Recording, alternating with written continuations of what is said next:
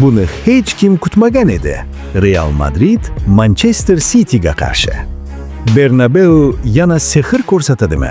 Yoki Pepning taktik mashinasi Madridni bosib o'tadimi? Assalomu alaykum. Bugun Yevropaning eng katta sahnasida yana bir super to'qnashuv UEFA Chempionlar Ligasi doirasida Real Madrid va Manchester City o'rtasidagi ikki o'yinlik jang haqida gaplashamiz.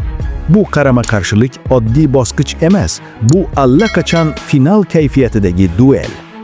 Eslatib o'tamiz, ushbu juftlik 2026-yil 27-fevral kuni Shveysariyaning Nyon shahrida UEFA bosh qarorgohida o'tkazilgan qur'a tashlash marosimida aniqlandi.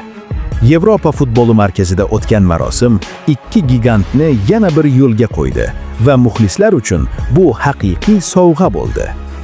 Birinchi o'yin 10-mart kuni Santiago Bernabeuda, javob bahsi esa 17-mart kuni Etihad stadionida bo'lib o'tadi. Ikki stadion, ikki atmosfera, ikki xil bosim. Real Madrid hozir La Ligada 60 ochko bilan ikkinchi o'rinda. 19 g'alaba, 3 durang va 3 mag'lubiyat. 54 ta gol urilgan. Atigi 21 ta gol o'tkazilgan.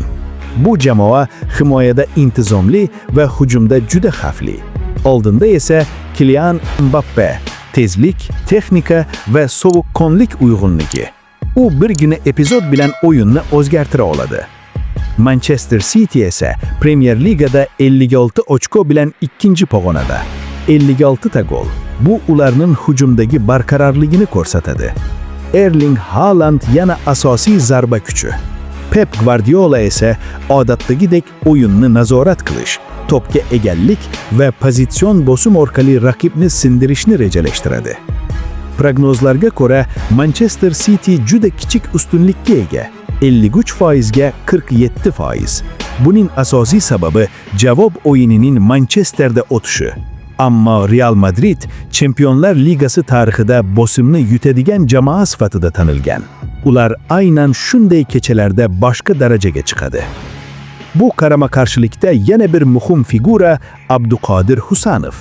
Manchester City himoyasidagi yosh markaziy himoyachi tezlik va jismoniy kuchi bilan ajralib turadi. Realning tezkor qarshi hujumlari va Mbappening chuqurlikka yugurishlariga qarshi aynan Husanov kabi tezkor va agressiv himoyachi hal qiluvchi rol o'ynashi mumkin. Agar u yuqori chiziqda to'g'ri joylashib, orqa hududni yopsa, City uchun bu katta ustunlik bo'ladi. Taktik jihatdan duel juda murakkab. Real tezkor o'tishlar va individual mahoratga suyanadi. City esa to'p nazorati, qisqa paslar va sabr orqali o'yinni boshqaradi. Ikki o'yinlik format esa riskni yanada oshiradi. Birgina xato va hammasi o'zgaradi. Endi asosiy savol: bu safar tajriba yutadimi yoki tizim? Bernabeu sehrimi yoki Etihaddagi nazorat? Sizningcha kim favorit? O'zining takrorlanmas o'yinlari bilan barchani hayratga solgan Real Madridmi yoki hamyurtimiz Abduqodir Husanov o'ynayotgan Manchester Citymi?